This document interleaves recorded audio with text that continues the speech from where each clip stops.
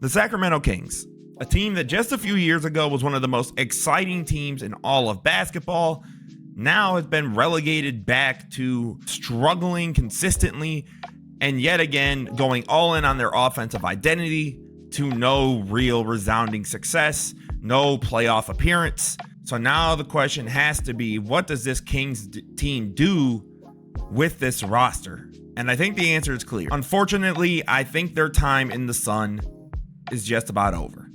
It may be time to go back to a tank.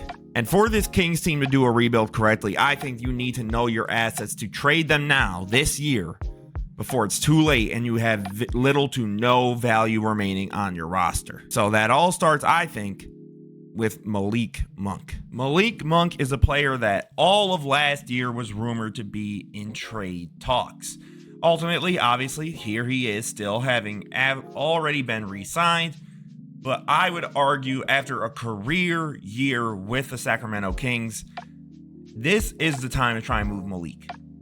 I understand, Kings fans, I get it. I wouldn't want to go back into a tank after years and years and years of being in one and going back into a rebuild.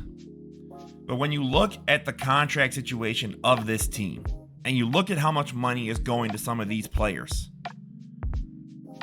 you have really no choice but to try and make a move now before your hands are completely tied for the future. Keegan Murray's money is about to come up. Keon Ellis's money is about to come up. Now, while Keon, I don't think is going to get some crazy amount of money, Keegan Murray's probably going to get a bag. And if you're going to do that, that's fine, right? Those are two 25-year-old players. Now, I don't know how great that really makes them now, right? Because you've reached a point where they're nearing their peaks physically. But Malik Monk is a piece that I think a contender. Let's just go off the OKC Thunder. Would love another shooter. The Nuggets, the Bucks.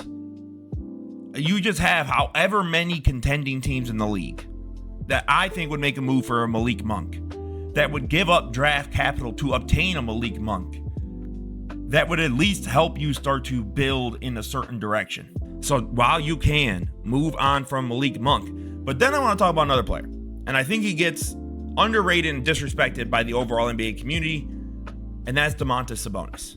Now, Sabonis, he's got another 2 to 3 years left on this deal, right? He's got this year and then 2 years after, nearing $50 million total. I think Sabonis gets extremely disrespected by the NBA in general. I mean, last year the dude was averaging about 20 and 14, didn't make the All-Star game, but made All-NBA. Right? Like, this is a player that I think routinely has shown his value and worth. But I think with the way that the team has been constructed, and again, now you've lost Fox and you've lost that sort of speed edge with a guy like Sabonis, now I think you're sort of in this weird in-between. Now, obviously, if it was up to me, I would try and trade Sabonis. But I think at this point, his money is what it is, and I don't think that's going to allure a lot of teams, especially with the cap and the apron and all of these things. I'm not sure if Sabonis' contract is going to be appealing to a lot of NBA, franchises for a trade. I think that's okay. I think of all the players that you could keep around for the next 2 to 3 years, right? Like, let's say they ended up trading away Lavine. They let Derozan run out his last year. I think if you get a core young guys, Sabonis isn't a bad vet to have.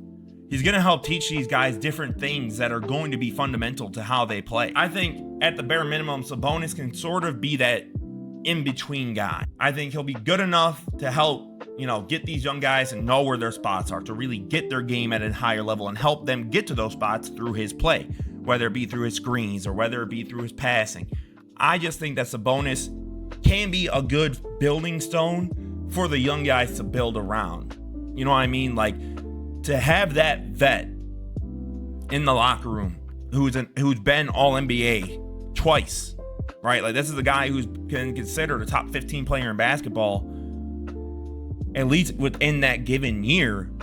I think that's, a very important voice to have. And while I think Sabonis can be a part of the future for this team for now, ultimately there's a lot of money tied up in a tougher conference where now there's young and ascending teams, right? So that while this King team ages out, I think that's where this team went wrong. I think they basically saw that first year with Fox.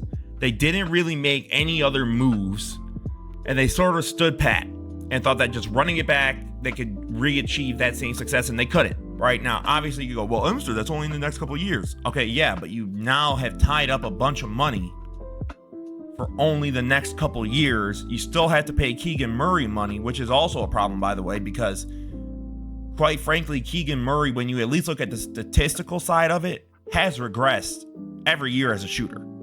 Like, the appeal of Keegan Murray was that he's young, he's a shooter, he can build, but he's technically regressed every year. He basically, his sophomore season was his jump, and then he immediately came back down the following year, similar to his rookie year numbers. I think, quite frankly, while Keegan Murray's a very good young player, I think he's good. Are you paying him a max? No, I don't think so. And then that's where I think the Kings are sort of, they put all their eggs in the wrong baskets. I don't want to waste time, harping on Kings fans about the Halliburton trade. Obviously, you lost the trade. We all know that. But I guess the thing is now they keep trying, and I get it, after years and years of ridicule and torment and criticism and being basically the laughingstock of the Western Conference in the NBA for a long time, I wouldn't want to go back to what we just were in terms of a rebuild. But self-awareness, we've talked about this many times. Self-awareness is key. I genuinely believe if this Kings team can find a way to get off Malik Monk, find a suitor for someone like a Zach LaVine. So let Zach LaVine play up to about the All-Star game trade deadline. If his value is high, you only got like a year of his contract left. You could basically trade him as a rental. Some team is going to give up a first-round pick. I genuinely believe that. I think some team would be desperate enough to go, we'll take that 1 year rental, maybe pay him a full contract if we want. If not, we'll trade you a first. Find a way to get your feet, set. Get yourself settled into the rebuild. Don't just haphazardly throw pieces away, but keep Sabonis around for now. Find a way to get Keegan on a cheaper contract and hope that these young guys like Devin Carter and Nick Clifford, who you just got, are able to kind of help build what you have. But I think that this team can be something decent next year. You're going to look at their record and you're going to go, oh, well, Emster, they're a good team. Why are you talking about them blowing it up? Because we all know the result of this Sacramento Kings season. I genuinely think at that point they're probably going to lose in the play-in, and God forbid they make the first round, they're going to get swept. So ultimately, like I said, I think the Kings need to embrace the tank. You kept trying to roll the dice and re-roll. Unfortunately, this team is just not good enough. So my advice, trade two of your big guard pieces, LaVine and Monk. If a Sabonis suitor emerges with picks, take it. If not, it's okay to keep him around. You're going to have to spend some money, right? Bare minimum, you have to spend something. And hope that these young guys can show some form of development and that this King staff is able to bring that out of them with Doug Christie and company. Let me know what you guys think about this Kings team. Do you think it's time for them to embrace the tank? Do you try and roll the ball out for this entire year and hope that you make the playoffs again and then ride it out?